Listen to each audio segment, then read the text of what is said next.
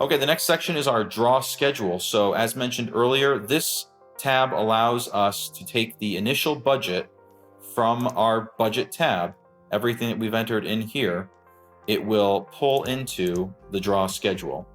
And the draw schedule is what we give our lender when we are looking for reimbursements for things that we've spent money on. Now, not everything in here may be exactly the way that you do it. So again, it's all customizable. The most important thing to note is that when you have this cross-reference field, anything in the budget tab with a cross-reference of one of these values, that is what will be used as the trigger to summarize and aggregate those individual line items.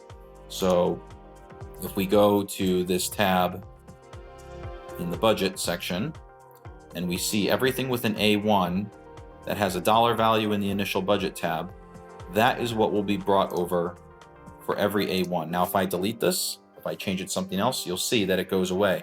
So it's important that we keep track of what we're calling it. If you want to just keep it the same and not change it, that's fine. But the idea here is that you can sort of make this your own.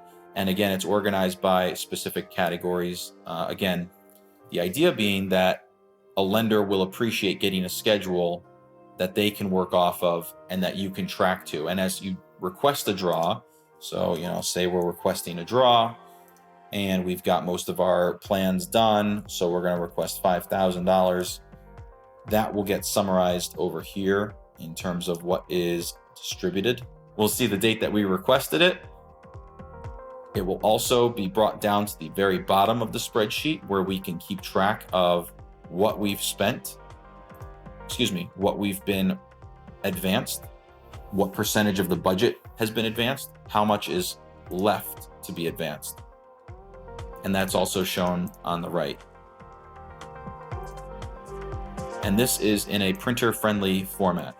One last thing to cover, this is more of an advanced function.